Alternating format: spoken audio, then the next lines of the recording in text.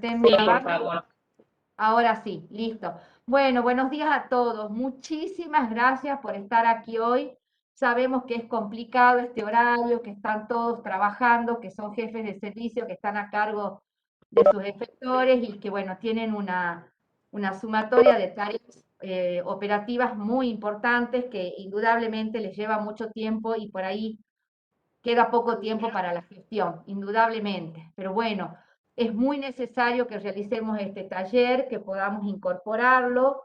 Era necesario que puntualmente los jefes de servicio de cada uno de los efectores los recibiera y pudiera no solamente tener esta información, sino sacarse algunas dudas, hacer algunas consultas, algunas preguntas, porque necesitamos fortalecer y seguir sosteniendo todas las medidas de bioseguridad. Como a lo mejor algunos de ustedes saben, no sé si están al tanto, se han realizado algunas visitas en algunos servicios en distintos lugares de la provincia, y en esas visitas que se han llevado adelante por un equipo de la Secretaría Ejecutiva Médica, se ha observado que hay varios lugares donde no se está trabajando de la manera adecuada en cuanto a la bioseguridad, tanto en relación por ahí a los circuitos como al tipo y uso de EPP, como también algunos aspectos de forma de trabajo, etcétera. Entonces, bueno, nos pareció pertinente, así como se largó recientemente el curso de bioseguridad, la tercera edición, la actualización, hacer estos talleres un poco para tener esta oportunidad de bajar la información clara, concreta, realmente del deber ser en este sentido, para que esté bien unificado el criterio, sino también para darle espacio a ustedes para que comenten las distintas situaciones que se les plantean. En ese sentido, tanto la doctora Silvia Fonio como la doctora Norma Kurmani, que son las referentes del programa provincial en control de infecciones y que durante este año y medio han tenido en sus espaldas todo lo que ha sido la elaboración, la escritura, el seguimiento de todo lo que ha sido la normativa en bioseguridad, que no ha sido una tarea menor realmente, dado el contexto en el cual nos encontramos. Han preparado este taller específicamente para trabajar con ustedes. Así que bueno, doy lugar a que iniciemos y empecemos a trabajar. Gracias, Silvia.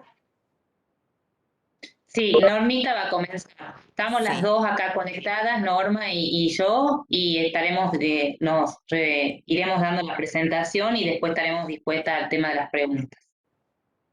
perfecto. Buenos días a todos. Gracias por conectarse. Y vamos a comenzar con este taller que pretendemos que sea bastante dinámico. Y la idea es que ustedes se puedan sacar en vivo, digamos, todas las dudas que tengan respecto de lo que es la bioseguridad y el uso correcto del EPP. De modo tal, supongo, no sé si ya todos vieron el curso que preparamos nosotros. Susana, ¿ya estaba disponible el curso? Sí, Sí, perfecto.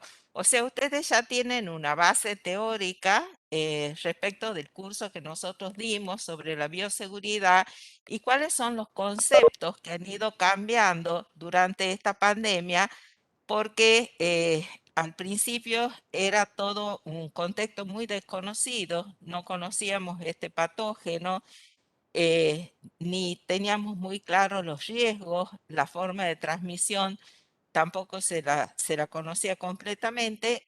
Luego de un año y medio más de pandemia, estamos en condiciones de establecer ciertas diferencias y aprender a protegernos de mejor manera. Bueno, comenzamos entonces, Silvita. Hacemos bien. Ustedes vieron que una de las consignas para protegernos y proteger a quienes nos rodean es seguir estrictamente las normas de bioseguridad. Y esto involucra e involucró en todos los servicios una serie de reordenamientos y protocolización de todos los procesos de atención del paciente. Si vemos la mitad del vaso lleno que nos deja esta pandemia, es que nos enseñó a ordenarnos, nos enseñó a escribir los procesos y a trabajar en una forma multidisciplinaria y sobre todo ordenada y pensando en lo que hacemos en cada momento, porque el riesgo o el temor de contagiarnos nos llevó a que cada paso que demos esté pensado previamente.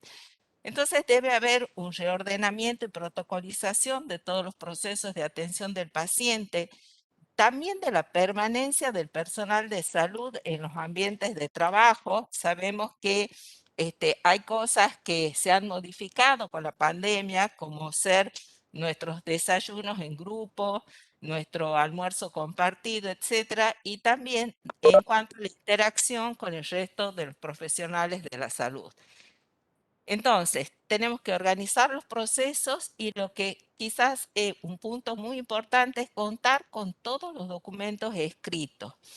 Nosotros debemos tener todos nuestros protocolos escritos, pero no tenerlos solamente en un escritorio, sino elaborarlos y luego difundirlos. ¿Sí? O sea, todo el personal de cada institución debe conocer esos protocolos, mejor aún si ha participado en la elaboración. Por supuesto que todo esto tiene que ir acompañado de lo que es la capacitación y el entrenamiento específico de todos los insumos que necesitamos, que deben ser gestionados, y cuanto más conozcamos vamos a poder, o más nos capacitemos, más vamos a poder gestionar los insumos y realizar los controles de adherencia, o sea, conocer si el personal está cumpliendo con todas las normas de bioseguridad y, por supuesto, verificar de modo tal de implementar medidas correctivas cada vez que sea necesario para que sigamos el círculo de la mejora continua. Siguiente.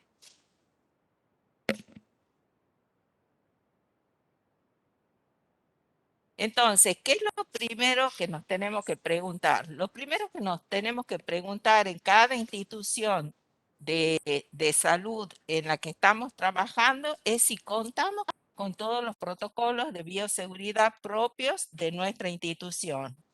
Entonces, esos protocolos, ustedes tienen acceso en la página web al protocolo perdón, al documento de bioseguridad que elaboramos oportunamente, en donde están todas las consignas, digamos, la información para que ustedes puedan elaborar los protocolos propios de su institución. Porque lógicamente cada uno conoce la institución, conoce los procesos y tendrá que, siguiendo una guía, elaborar su propio protocolo. Luego, realizar un checklist del cumplimiento de las medidas de bioseguridad en el lugar de trabajo, es decir, ustedes saben que se han designado vigíes en cada una de las instituciones, y la función primordial de esos vigíes es acompañar en cuanto a la elaboración de los protocolos, pero también vigilar, como su palabra lo indica, el cumplimiento de esas medidas de bioseguridad. Siguiente. Bien, los protocolos, como les decía, son elaborados por el vigía institucional y es muy importante que todo el equipo de trabajo participe en la redacción de estos protocolos. ¿Cuáles son los protocolos más importantes con los que debemos contar en las instituciones? El protocolo de uso de EPP con evaluación de riesgos, es decir, tener establecido cuál es el EPP que se debe utilizar basándonos en tres conceptos: en cuál es el puesto de trabajo o la función que cumple ese personal de salud, cuál es el procedimiento que va a realizar, o sea, cuál es el riesgo que va a tener en el procedimiento que va a realizar. No es lo mismo colocarle una vía, alguien que le coloca una vía a un paciente, por ejemplo, que el kinesiólogo que trabaja en un contacto más cercano con el paciente y tiene mayor riesgo. Y lo que es muy importante también considerar el ambiente en el cual estamos trabajando. Si ustedes vieron el curso, saben que hay un cambio, hubo un cambio en la OMS aceptando la transmisión aérea, la transmisión por vía aérea, y esto nos hace cambiar todos los paradigmas en cuanto a las instituciones de salud respecto de algo que quizás antes no teníamos en cuenta y es la ventilación adecuada. Entonces, yo debo considerar antes de decidir el EPP que voy a usar el ambiente en el que estoy trabajando, porque estamos hablando de un patógeno que se transmite por aerosoles. Entonces, si yo estoy en un ambiente que está bien ventilado, obviamente voy a tener menos riesgo. Sin embargo, si estoy en un ambiente con poca ventilación o ventilación nula, entonces deberé protegerme quizás con un N95. Todo eso hay que pensarlo al momento de redactar el protocolo de uso de PP. Otro punto muy importante es la logística o la ruta de provisión de PP. Cada uno en la institución debe conocer cómo se gestiona o bien cuál va a ser el procedimiento para gestionar el EPP. Digamos, por ejemplo, el personal de enfermería hará un listado de acuerdo a las necesidades. Ustedes decidirán si el pedido de los EPP va a ser quincenal, mensual, semanal. Eso lo deciden ustedes, a quién se lo piden, cuándo se lo piden y cuáles son las características técnicas del EPP que se requiere. Otro punto son las recomendaciones generales para buenas prácticas de enfermería en el primer nivel de atención. Este es un documento que lo redactó la Dirección de Enfermería y nosotros le colaboramos en la revisión del mismo. Entonces, en ese documento que seguramente ha llegado a ustedes, está el listado de dispositivos biomédicos que se usan y el listado de los dispositivos que se descartan. Eso ustedes lo tienen que tener muy claro para hacer un uso correcto de los dispositivos. También están... Sí, Normita, perdón. antes que pases a lo al siguiente, ese documento que estás mencionando, elaborado por la Dirección de Enfermería, también está de acuerdo, o sea, está consensuado con división respiratoria, y eso es muy importante, Ah, es porque cierto. Con el equipo de la digamos, doctora una Filtrín. parte de ese documento, una parte, la parte que Sí, compete sí. a la parte de Perfecto. respiratoria. Perfecto, sí, es tal cual. Incluso hay unas tablas muy útiles para ejemplificarles de forma gráfica y para que ustedes la tengan muy a mano sobre cuál es el material que se descarta y cuál es el que se reusa. También están escritos los protocolos de limpieza, de contaminación, de secado y almacenamiento de los dispositivos que se reusan. Y este es un punto muy importante porque este proceso para que el material pueda ser reusado debe ser seguido estrictamente. Y también lo que es muy útil están las recomendaciones sobre el uso de los antisépticos, cómo debemos usarlos, cómo debemos envasarlos, cómo se los almacena. O sea, una serie de recomendaciones que, más allá de la pandemia, son útiles para la vida diaria y para el desempeño diario de ustedes. Deben tener también todos a disposición el protocolo de limpieza y desinfección. Si bien es cierto, en el documento que nosotros elaboramos en el año 2020 y que está publicado en la página web, hay un detalle o hay un protocolo de limpieza y desinfección, la intención es que ese protocolo sirva de guía para que ustedes elaboren su propio protocolo de acuerdo a las condiciones que tiene su institución. Y también debería existir protocolo de disposición de residuos y de todos los procedimientos que ustedes consideren necesarios. Pero eso tiene que estar escrito y tiene que estar difundido. Todos deben conocer dónde está, si tienen algún tipo de duda en el momento en el que están trabajando, deben poder tener acceso a esos documentos y usarlos en la vida o en el trabajo diario.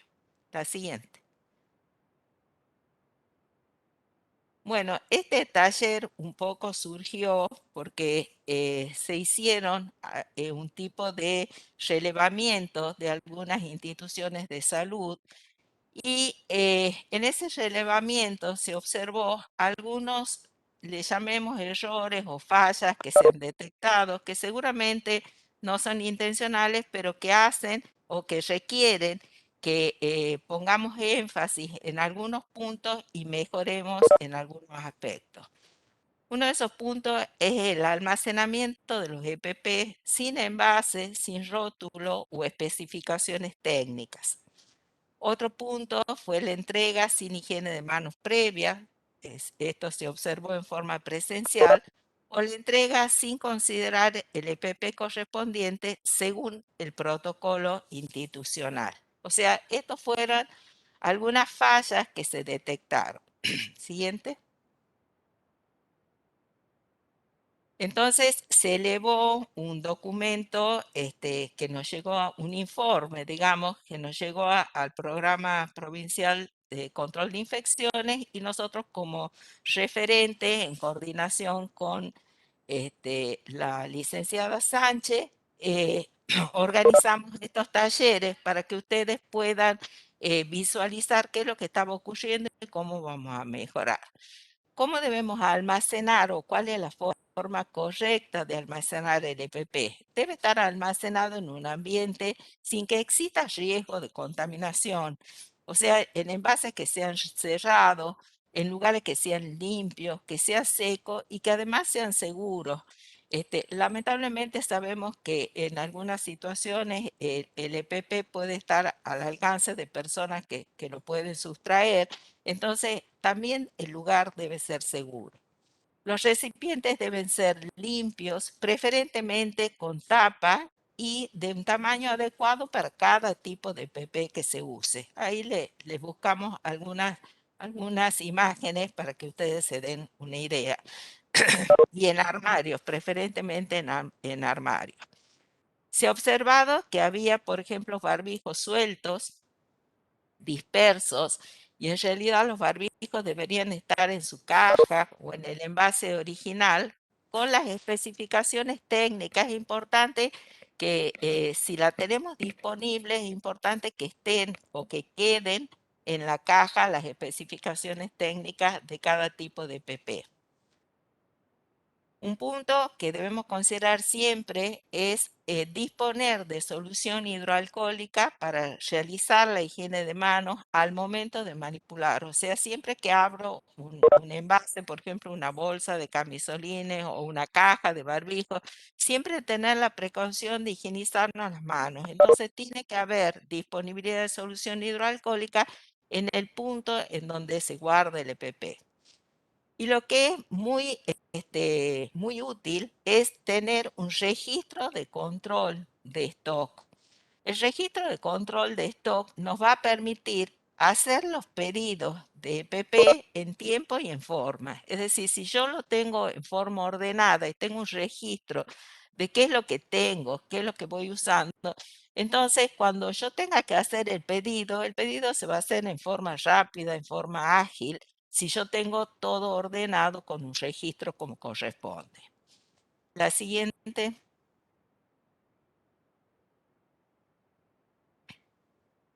Eh, ¿Cómo considero, perdón, en relación a la diapositiva anterior, también recordemos que hay un formulario, creo que el número era 299, en el que tiene que haber cada personal que retira su EPP debe firmarlo, debe firmar ese registro y allí se detalla el EPP que se le entrega y esto sirve también como documento cuando las aseguradoras de riesgo de trabajo lo solicitan.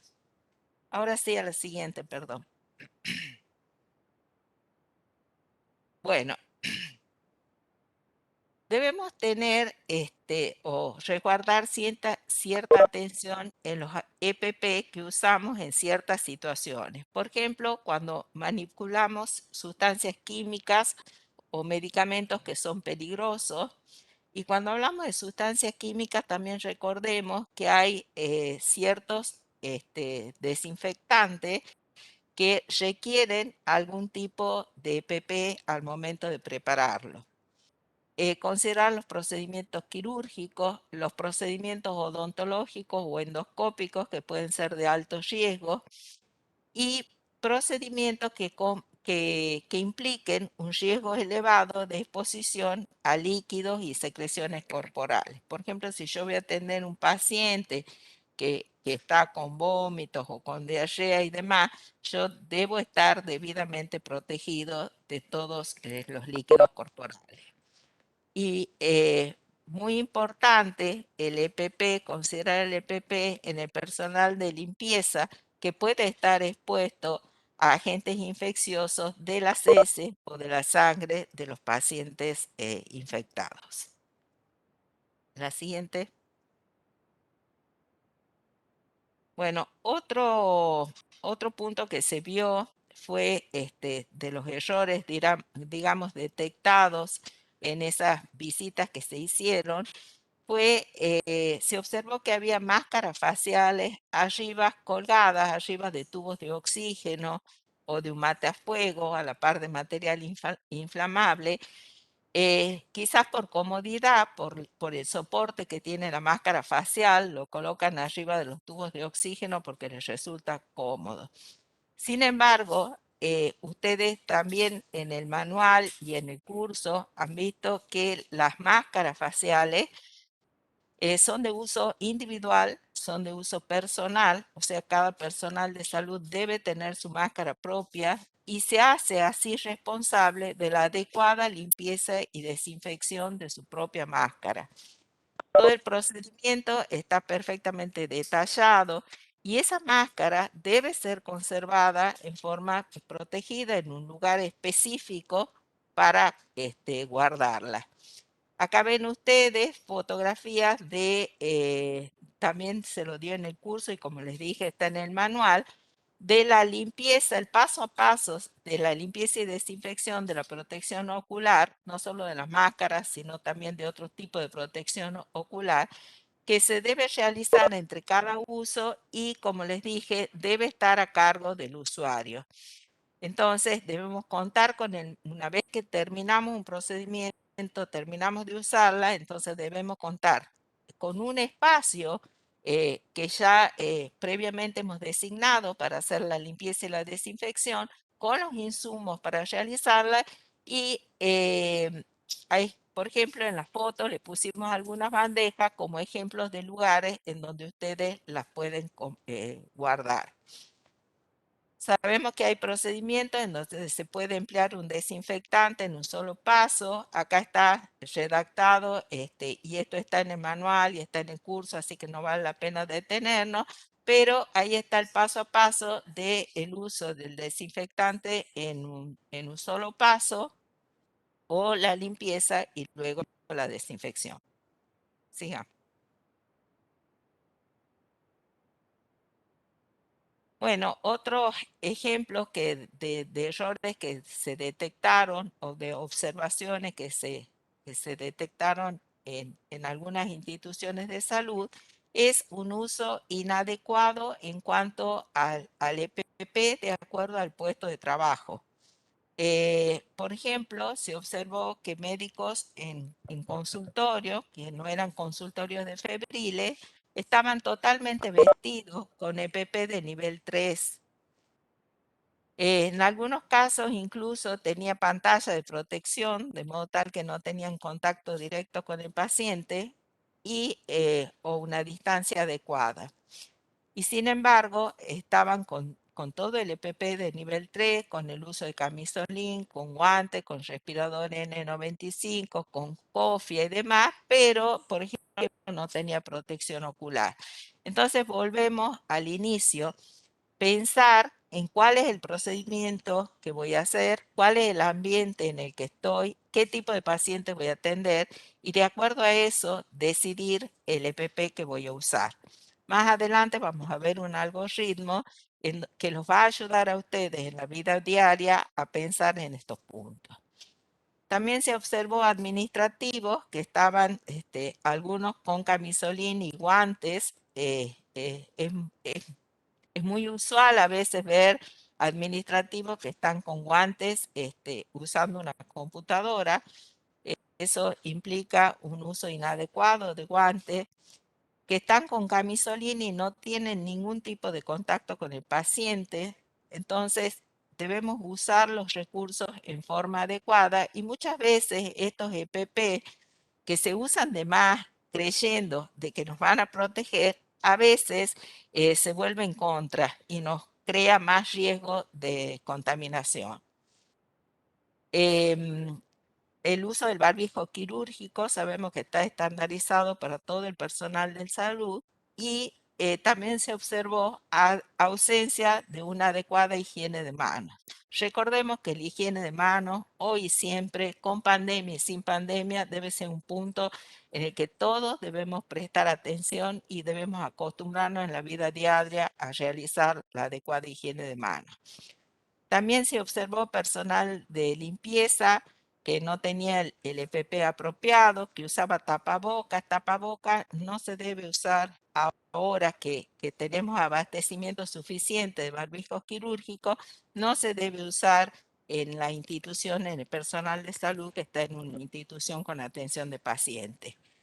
Y también se observó uso de guantes, el usar los guantes y transitar por los pasillos, comedores y demás con los guantes puestos.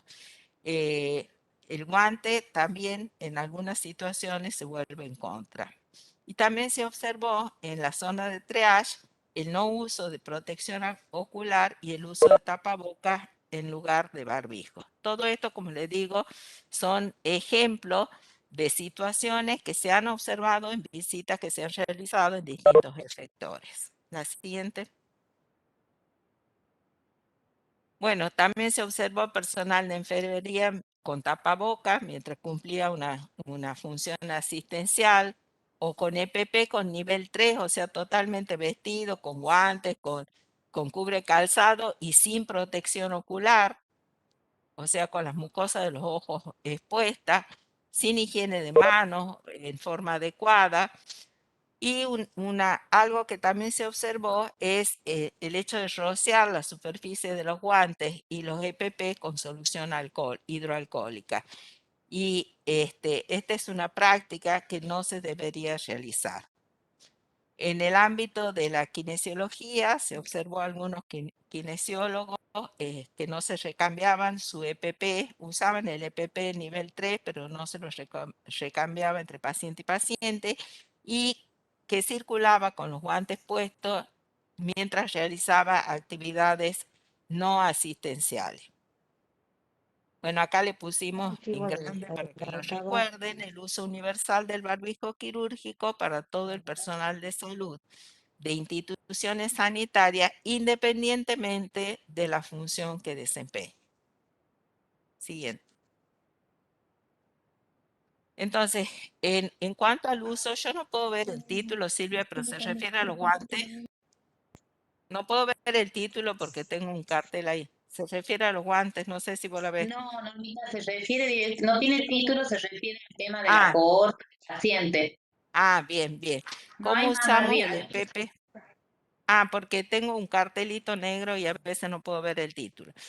Entonces, ¿cómo uso el Si lo pones EPP así, se trata de cuando completar. atiendo una cohorte de pacientes o sesiones de trabajo? Eso también está redactado perfectamente en el manual que está publicado en la página web, en el cual se explica que podemos usar un equipo de EPP en forma prolongada para atender a más de un paciente siempre que se trate de una sesión de trabajo. O sea, por ejemplo, yo entro en una sala en donde tengo, una sala en donde supongamos tengo 4 o 5 camas y eso se trata de una cohorte de pacientes porque es un grupo de pacientes que están con con una infección por un mismo patógeno. Entonces, en estos escenarios debemos prevenir el riesgo de la contaminación y de la propagación, sobre todo de los patógenos, pensando bien o teniendo precaución especial al retirarnos el EPP. Sabemos que la secuencia de retiro, tenerla bien clara, es muy importante para evitar la autocontaminación. Desecharlo inmediatamente después del uso al EPP en donde corresponda. Debe haber un área de vestido y un área de vestido, digamos, y no salir del área de atención del paciente, no salir del área de la atención del paciente vestido con el EPP. Siguiente. Una cosita que voy a aportar acá antes de que pasemos a la Sí, sí, siguiente, sí, Normi, sí, con respecto perfecto. a las cohortes, esto que se ha puesto en la diapositiva está referido a una cohorte pura de pacientes que solamente tengan infección por SARS-CoV-2. Pero si hay una internación, pongamos un ejemplo, una internación ya que lleva sus días en la terapia intensiva o en una sala, y ese paciente se ha complicado con otra cosa, por ejemplo, y ha adquirido una infección con gérmenes multiresistentes, ahí es muy importante tener en cuenta que entre paciente y paciente ya es una cohorte mixta, entonces ya no se puede usar todo el mismo EPP para atender el otro paciente. Se podrá respetar el N95, el barbijo quirúrgico, la máscara facial, pero lo que son elementos de contacto, por ejemplo, guantes o camisolín, habrá que cambiarse entre paciente y paciente porque ya se le suma un tipo de aislamiento que es el de contacto. Este concepto hay que tenerlo porque si no vamos a diseminar gérmenes multiresistentes que ya está sucediendo a nivel mundial y por no comprender muy bien este concepto del tema de los camisolines y los guantes, ¿no? Eso es lo que quería aportar, Normi.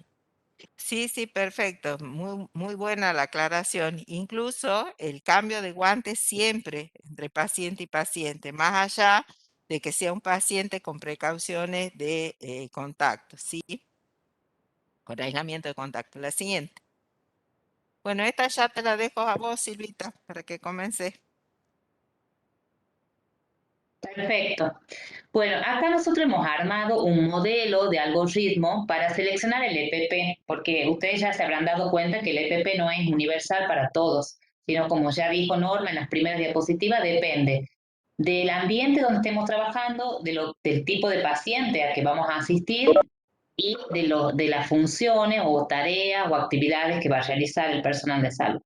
Entonces, partamos de la base que todo paciente, uno hace un triage, que no siempre se va a hacer en la zona de triage, puede ser en cualquier lugar, ahora que está todo más abierto y demás, en la guardia, en el consultorio, en una demanda espontánea, siempre hay que hacer triage. Triage es decir, ¿no? Este paciente es sospechoso de COVID, sí o no. Si es no, vamos a ver la diapositiva siguiente, y si es sí, ¿cómo está el ambiente donde estoy realizando la atención? Y ahí se vuelve a dividir, ¿es un ambiente mal ventilado o bien ventilado? Nos puede tocar cualquier circunstancia, más allá de que todo se está haciendo el esfuerzo para que los lugares estén mejor, cada vez mejor ventilados, ¿no? Pero bueno, si está bien ventilado, la pregunta siguiente es, ¿qué voy a hacer con el paciente? ¿O qué se va a realizar ahí? Va a haber exposición a PGA, que es la sigla que se ha usado para decir procedimientos generadores de aerosoles. Por ejemplo, uno de los que más genera aerosoles es una intubación. Bueno, si va a haber exposición, esa listita está, la listita de los procedimientos generadores de aerosoles está puesta en el manual de bioseguridad, está disponible por todos lados también. El nivel de PP que hay que usar es nivel 3, ¿sí? Que es con toda la disponibilidad. Le hemos resaltado en rojo el respirador N95 más el barbijo quirúrgico encima, que está puesto con una estrategia de protegerlo porque es un respirador que en líneas generales se va a usar más de una vez, entonces se coloca y se retira con todo el procedimiento que eso significa y el almacenaje correcto. Entonces, para proteger y que no se contamine, se le pone un barbijo quirúrgico encima que se descarta así todas las veces. Si estamos en un ambiente, volvemos acá, bien ventilado, pero no va a haber exposición a procedimientos generadores de aerosoles, tengo que preguntarme si va a haber exposición a fluidos. Porque si va a haber exposición a fluidos, el tipo de camisolín que voy a tener que usar es hidrorrepelente. Y si la respuesta es que no hay ni exposición a procedimientos generadores de aerosoles, ni hay riesgo de exposición a fluidos. Por ejemplo, un paciente que desde que se diagnosticó COVID, que está prácticamente asintomático o muy oligosintomático y que lo único que van a hacer es tomarle la presión, por ejemplo, el camisolín puede ser un camisolín de contacto nada más. No necesita ser un hidrorrepelente porque no va a haber contacto con fluidos corporales ni riesgo de exposición a aerosoles. Ahora, si la respuesta fue que el ambiente donde voy a atender a ese paciente sospechoso de COVID está mal ventilado, y bueno, no nos queda otra que en esa circunstancia, como la ventilación no es la correcta, usar como un nivel de PP3 como si fuera exposición a procedimientos generadores de aerosol. Miren qué importancia es que vayamos trabajando en cada sector el nivel de ventilación. Y la otra es que estamos en un paciente que no es sospechoso de COVID. Pero no nos olvidemos que seguimos en la pandemia. Entonces nos preguntamos, este paciente no es sospechoso de COVID, pero ¿tiene alguna indicación de medidas de precauciones por aislamiento? Por ejemplo, un paciente con heridas, un paciente con secreciones, un paciente que tiene un cuadro respiratorio no COVID, ya diagnosticado, un paciente con tuberculosis. Bueno, esos pacientes tienen indicación de precauciones de aislamiento y tengo que usar EPP, pero en el marco de lo que eso significa. Y si no tiene ninguna de esas, no tiene nada, ¿sí? No debo dejar de usar barbijo quirúrgico y la protección ocular, porque estamos en el contexto de pandemia acompañados siempre, como ha dicho Norma, de la higiene. Ahora acá nos dividimos. El paciente tiene indicación de un aislamiento. Entonces, ¿cuál es el aislamiento? Respiratorio aéreo no COVID es los tradicionales, la tuberculosis, la varicela, el sarampión. Bueno, en eso corresponde un nivel de EPP3, igual que el de COVID. ¿Se dan cuenta? Es un respiratorio, pero es por gotitas, que son los clásicos virus respiratorios. Y la gripe, pero la gripe está medio solapando entre estos dos, ¿no? La gripe si no se va a hacer procedimientos generadores de aerosol está acá, y si no pasa aéreo. Pero bueno, si es un respiratorio por gotitas, que no se aerosoliza, ¿sí? Higiene de manos, el camisolín, que va a ser de contacto o hidrorrepelente según el procedimiento que estemos por hacer o la exposición a fluidos corporales, y barbijo quirúrgico, protección ocular y guante. Y lo último, si es un aislamiento de contacto, porque es un paciente, como habíamos dicho recién, con herida, porque ya viene colonizado con bacterias multiresistentes, que ya se sabe que tiene una pseudomonas que no anda con ningún antibiótico, o una Klebsiella, es un aislamiento de contacto, no es respiratorio. Entonces, lo que tengo que hacer es usar un camisolín, aunque sea que lo voy a asistir sin hacer muchas maniobras, porque el paciente tiene indicación de aislamiento. Y como estamos en pandemia, por más que no es respiratorio, barbijo quirúrgico, protección ocular. Los guantes es por el contacto. Espero que este algoritmo los ayude a tomar las decisiones de qué tipo de EPP van a usar en cada situación. Para esto hay que conocer estos tres tipos de aislamientos, que son los tradicionales que toda la vida se describieron. De hecho, si pensamos en el mismo SARS-CoV-2, al principio se habló con gotitas y contacto, y en algunas circunstancias ahora es al revés. Es aerosoles, gotitas, y sí es contacto, pero menos y menos. Eso está muy bien descrito en la última actualización que hemos hecho del curso de bioseguridad. Repasando qué significa contacto, ¿sí? Es que lo voy a atender con higiene de manos, con guantes, con camisolín de contacto cuando voy a tener un contacto estrecho con el paciente. Voy a usar equipos exclusivos para ese paciente, que quiere decir el tensiómetro, el tetoscopio, y si no se puede, hay que desinfectarlo sí o sí entre paciente y paciente. Práctica que debería ser regular, pero en este caso con más razón, ¿sí? Y si se tiene que internar, estos pacientes van a habitaciones individuales o cohortes. Y como estamos en pandemia, por más que sea contacto, protección ocular y respiratoria. Si es entonces un paciente que tiene indicación de respiratorio por gotita, generalmente se lo categoriza, habitualmente se lo usaba de color celeste, cartelería, las cosas para poner cuando están internados. Y acá lo único que se necesita es quirúrgico. Pero como estamos en contacto de pandemia, vamos a agregar la protección ocular siempre. Los equipos de atención son siempre exclusivos también. De nuevo, si no los tengo que limpiarlos y desinfectarlos entre cada uso y usar un camisolín de contacto cuando está en contacto estrecho, más la higiene de manos.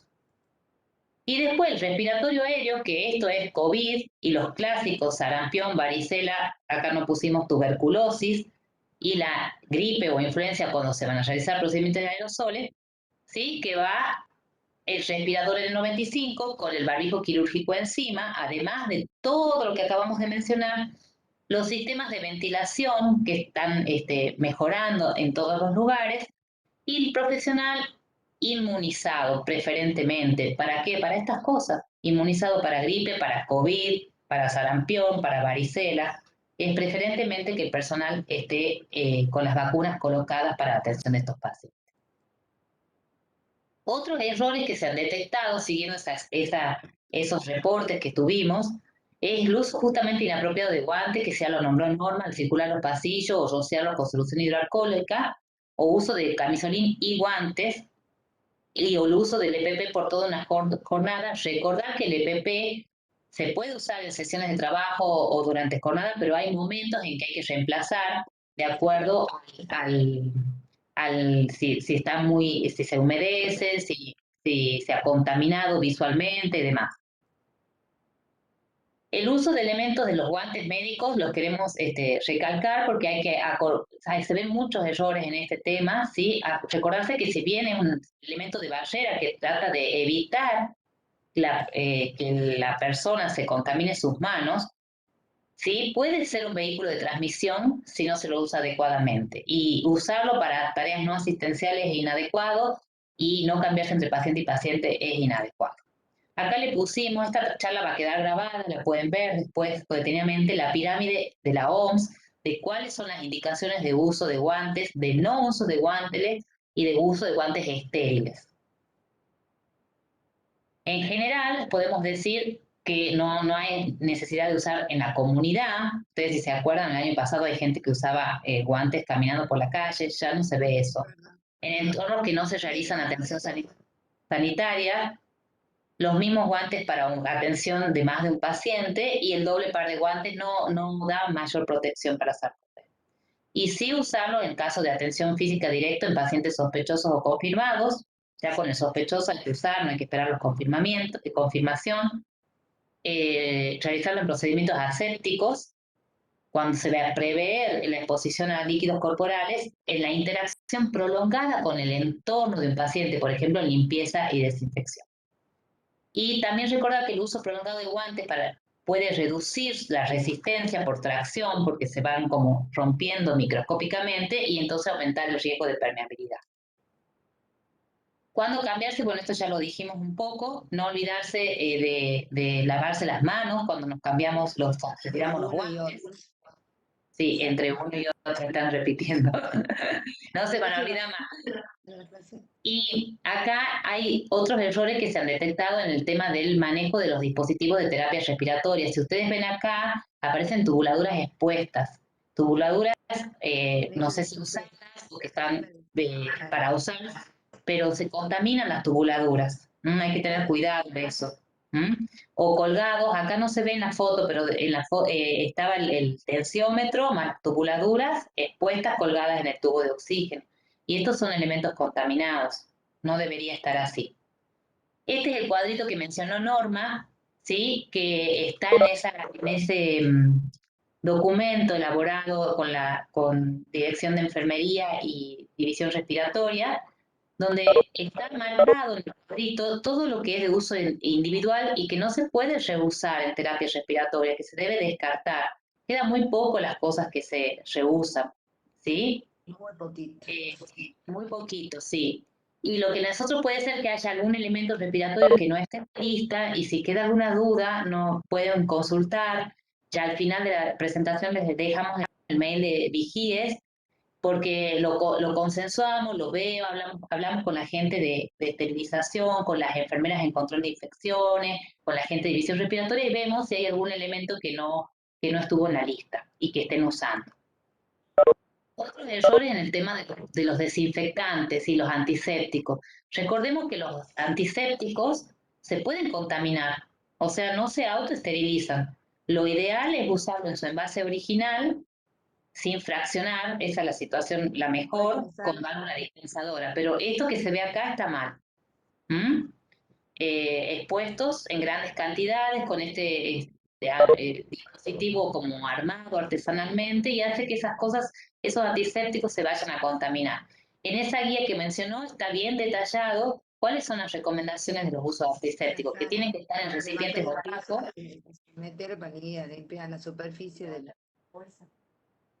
No sé si pueden silenciar un ratito los micrófonos, ya les damos lugar para las preguntas. Para mantenerlos en recipientes opacos, excepto el alcohol que no necesita, a temperatura ambiente, pero una temperatura ambiente que no sea muy alta, ¿sí? No a los rayos del sol, ni protegidos justamente del calor, que estén rotulados.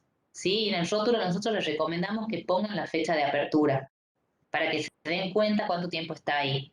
En envases perfectamente cerrados y limpios, y no realizar las perforaciones en las tapas, ni cubrir con torundas, ni conos de papel. Otro tema fueron errores vistos en la limpieza y desinfección. Generalmente se encarga la gente de la cooperativa, pero hay pequeñas maniobras de limpieza y desinfección que lo hace el personal de salud, digamos, como limpiar un escritorio, una mesada de trabajo y demás. No existía protocolo en algunas instituciones de limpieza y desinfección propio. Están disponibles los protocolos, los pueden adaptar, pero siempre los van a tener que adaptar, porque del modelo hay que sacar lo que se necesita para ese lugar. Y otro error que se ha visto es el uso de los mismos elementos de limpieza para otros sectores, ¿no? Sin cambiarse entre servicios. Eso es una práctica inadecuada porque van a llevar gérmenes de un lado al otro. Entonces, para este tema de la limpieza y desinfección, este cuadrito que estaba al comienzo es totalmente válido. Hay que organizar el proceso, tenerlo escrito, tener los insumos y realizar los controles que correspondan. Acá les dejamos que para que ustedes vean que en ese documento que sí está subido a la página del Ministerio, que lo pueden bajar perfectamente, está el capítulo 5 y el 6, que está todo desarrollado en limpieza y desinfección en entornos de pacientes COVID y en otros sectores no COVID. De esto pueden sacar las ideas y tener su guía propia institucional. Acá le hemos puesto un listadito de insumos, que son un listado básico de insumos de limpieza y desinfección que habría que tener, entre los cuales yo les voy a recalcar un punto que siempre vemos errores, no de ahora, sino de siempre. Los paños que se usan tienen que ser en cantidad suficiente para tener para cada sector. Y el personal de limpieza tiene que estar con el equipo de protección personal. No se olvide que van a estar muy expuestos por tiempo prolongado a un ambiente contaminado y van a estar muy expuestos a fluidos corporales. Acá les vuelvo a recalcar el tema de los paños, porque son de uso único, por eso que tienen que tener cantidad suficiente.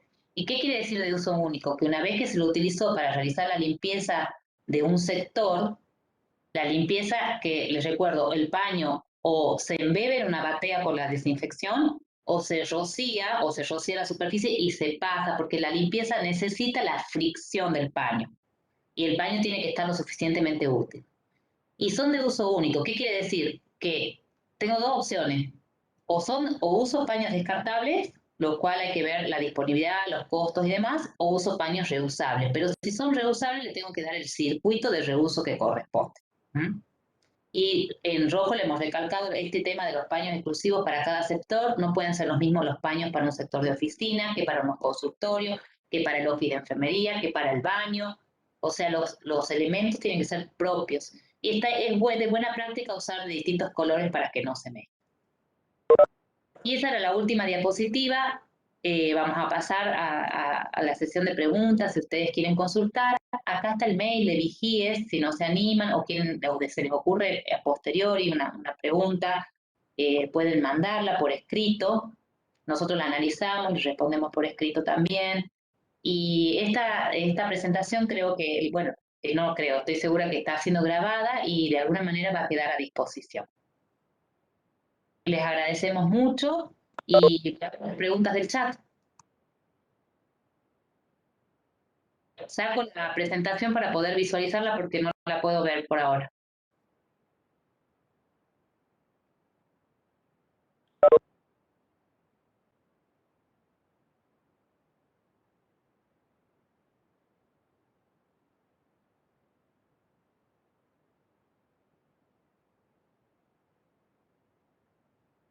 Hola, buen día. Soy la doctora Luzralde del área operativa Monteros. Hola, Quiero hacer, doctora, ¿cómo te va? ¿cómo está? Buen día. Le hago una consulta, doctora. ¿Esta información se envía a las áreas operativas? Porque hasta hace unas semanas nos habían dado la normativa de que solo el personal de enfermería y el personal médico debía usar los barbijos quirúrgicos. El resto del personal que circulaba en el servicio debía hacerlo con tapabocas. Doctora, pero ¿quién les dio estas normativas? ¿De dónde las recibieron? Del área operativa. En realidad creo que ha sido, no recuerdo bien, pero ha sido del personal de farmacia, del área operativa. Mirá, doctora, en realidad nosotros hemos escrito, el manual de bioseguridad está escrito del año pasado, ¿no? Y está publicado en la página del ministerio, o sea que tiene un valor muy importante eso, y ahí lo que está bien relatado es el tema del uso de barbijo en todo el personal de salud. Barbijo quirúrgico, perdón, no Ahora cubreboca. exactamente no recuerdo bien, pero ha sido hace unas semanas atrás. No sé si hay alguno de mis compañeros que estén Me en parece línea. que es importante que ustedes tengan este conocimiento, porque si hay una información confusa para tener el documento, lo pueden bajar de la página del ministerio y además tenés el curso este nuevo y que está, porque por ahí dicen, no, el manual ya es del año pasado, pero el curso es nuevo. Y se los ha mandado la licenciada Sánchez, y en el curso está bien de nuevo explicado todo eso. Incluso lo podés imprimir en PDF, viste que uno lo puede pasar del video al PDF, o sea, te doy dando herramientas para que vos tengas tu información, porque yo soy una convencida de que tener uno la capacitación te puede ayudar cuando hay una información confusa o que no sabe uno bien la procedencia o cómo viene la historia, para decir, no, mira, acá y esto tiene un aval científico, la idea es protegerlos, que ustedes estén bien protegidos. Así que espero que Sí, eso te ayude. sí. Específicamente, en mi caso, por lo menos trabajo en dos servicios que son, digamos, pequeños, donde no tenemos personal de disponibilidad de triage, más que está la enfermera, el médico y nos colaboran los agentes sociosanitarios. Y como son zonas de distancia, digamos, de la ciudad y del hospital, que tiene servicio de febriles, en general toda la gente por toda la consulta se dirige al servicio local. Entonces, hemos tenido y seguimos teniendo, si bien hoy la baja de casos ha sido importante, pero hemos tenido muchísima cantidad de consulta COVID y nosotros no hemos estado teniendo los recursos de EPP correspondientes para la atención. ¿A qué me refiero? Que no tenemos disponibles camisolines hidrorrepelentes y no hemos tenido la disposición de un N95, o sea, si no era traído por nosotros. Sí, nosotros hacíamos testeos en la calle, que hemos estado haciendo, digamos, los hisopados en la calle, y sí tenemos la disposición de ese tipo de material, pero no así para la atención en los servicios, digamos, en donde sí me ha pasado particularmente atender a veces entre 2 y 3 pacientes que sí se han confirmado después positivos de COVID, y muchos otros que desde el servicio se lo envía a hacer el hisopado y muchas veces el paciente no llega, y que en realidad hemos estado teniendo muchos pacientes con consulta respiratoria. Entonces, esa era mi duda particularmente, como, a ver, no trabajamos en una sala de hospital, no trabajamos tampoco en policlínicos, sino en servicios de espacio muy reducido, con pocas condiciones edilicias y que por ahí son muy mal ventilados. Entonces, en realidad, a ver, si eso se cataloga como para que nosotros podamos usar por ahí el EPP que corresponda a la situación. Por eso nosotros hemos armado con Norma ese algoritmo y se lo hemos mandado a la doctora Brepe para que ustedes tengan un flujograma de cómo decidir el EPP. Y viste que vos me estás hablando de pacientes respiratorios, ¿no? Entonces, paciente respiratorio de toda la vida, respiratorio, tiene su EPP, que Sí. debería ya estar afianzado. Bueno, no estaba afianzado, aprovechemos estas circunstancias que nos ha brindado la pandemia, seamos realmente y hagamos nuestra autocrítica como profesionales de la salud, que este tema de bioseguridad se ha descuidado históricamente desde la formación del personal de la salud. Salvo, te diría, la gente que trabaja específicamente en áreas así, digámoslo, y ponerle, te doy ejemplo, los neumonólogos, los infectólogos, las enfermeras en control de infecciones, o sea, por darte algunos ejemplos de los que más vinculados están con bioseguridad y aislamiento. La pandemia, por suerte, dentro de todo lo malo que podemos rescatar, que ha permitido poner sobre la mesa y que la gente adquiere estos conocimientos. Y vos me estás hablando de pacientes respiratorios que ya debería estar usando los barbijos que corresponde, depende del tipo de respiratorio, y si estamos en un contexto de pandemia y entra en definición de caso, aunque no tengas confirmado COVID, es sospechoso. Y con sospechoso ya vamos como EPP para COVID, ¿verdad? Porque siempre recordemos que los aislamientos o el tipo de EPP se designa con el paciente sospechoso. No hace falta confirmación, ¿no? Porque si esperamos la confirmación, es como retrospectivo. ¿Está bien? Sí, Entonces, esa teoría yo sí la tenemos, la tengo clara, doctora. Lo que sí me refiero a la provisión de las cosas, en realidad, o sea, la teoría la sabemos, pero la provisión no está. A eso es lo que me refiero. Bueno, perdón, yo aclarar lo siguiente, quizás la confusión viene por algunas recomendaciones que se han difundido por medios públicos acerca de no uso de barbijo. Recordemos que nosotros somos personal de salud. Y recordemos cuál es la fuente principal de transmisión de este virus, que es la vía aérea. Entonces, siempre debemos tener la protección respiratoria como corresponde y al ser personal de salud, nos corresponde usar barbijo quirúrgico. En el mercado ya no existe lo que ocurría al inicio de la pandemia, que era la falta de disponibilidad para la compra de este tipo de EPP. Entonces, estos cursos, estas charlas y demás son herramientas que les van a permitir a ustedes tener los fundamentos para solicitar el EPP que les corresponde. Esa es la idea. Bien, Y además tienen muchas el gracias. documento escrito, el curso que está en la página web también. ¿ah? Puede Bien, existir quizás que haya confusión respecto a ciertas normativas o difusión que se hizo en medios públicos. bien, gracias. Gracias, doctora. Acá hay en el chat una pregunta que está vinculada con lo que estaba diciendo la doctora, referida específicamente al personal de la limpieza de las cooperativas. ¿Quién debe proveer los EPP?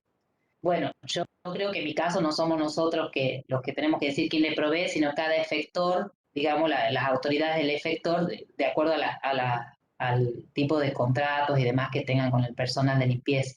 Me imagino que será así. No sé si vos podés aportar algo más de eso, Esto, Normi. esto está relacionado con lo que yo les comenté en cuanto al conocimiento de la ruta de provisión de EPP. En cada establecimiento o en cada institución de salud, todo el personal debe tener conocimiento de acerca de quién le deba proveer el EPP.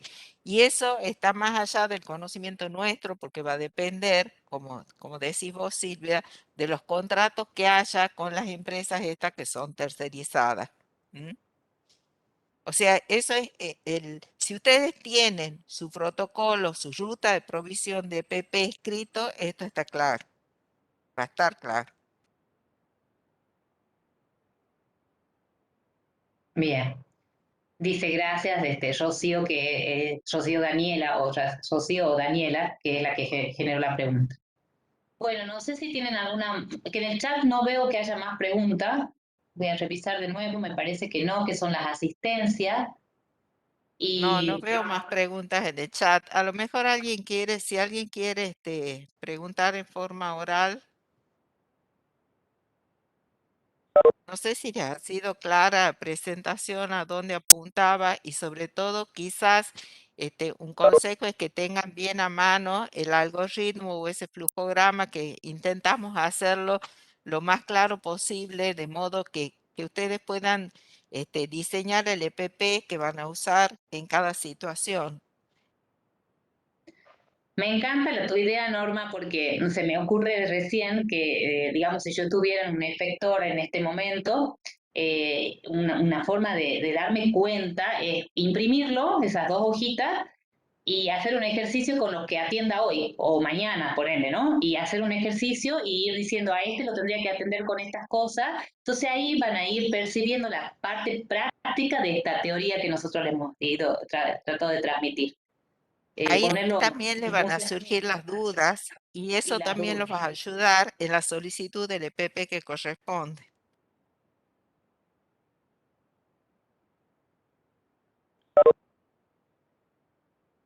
Bueno, parece que no hay más preguntas. Susana, vos, esta presentación grabada va a estar disponible para que subir al canal de YouTube. ¿Qué idea tenés con respecto a esto? Sí, la vamos a preparar, la vamos a subir como taller, como jornada taller. Vamos a grabar también la del jueves, ¿sí? Vamos a ver por ahí, elegir cuál de las dos estaría, y si no podemos subir las dos, si es que se conectan las áreas con las áreas previstas. Y sí, la vamos a subir dentro de las actividades de bioseguridad en el canal de YouTube del Departamento de Capacitación, para que todos puedan acceder ahí. También sería conveniente, si ustedes pueden después preparar el PowerPoint, prepararlo en PDF, para que también lo hagamos circular, como para que lo tengan disponible, eso lo mandamos por otros medios. Sí, ningún Perfecto. problema, ningún Bien, problema. ¿ya leyeron todas las preguntas del chat? Sí, Sí, no yo hay creo más que no hay más preguntas. preguntas. No, a ver, no hay más preguntas. Bueno, ¿te parece que finalicemos entonces? Sí, Bueno, espero no, si no hay que ninguna otra duda o pregunta, me parece que ya cerramos el taller. Dejamos abierto, por supuesto, el espacio posterior para que cualquier duda, las doctoras tienen las direcciones de correo, pueden contactarse para sacarse dudas, hacer preguntas, lo que fuera necesario, y también a través de nuestro departamento de capacitación, y bueno, nos encontramos a disposición. muchas gracias a todos. No se Buenos olviden, por días. favor, en el chat todos registrar, porque no hicimos formulario, porque no sabíamos cuántas personas iban a hacer, registrar nombre, DNI y servicio o efector al cual pertenece, para cerrar. Bueno, listo, Muchas damos gracias, por terminada Susana. el día Gracias, de hoy. Normita. Y gracias a todos los que se han conectado y esperamos sinceramente que les sea de utilidad. Hasta la próxima. Gracias, Gracias, Su. hasta luego.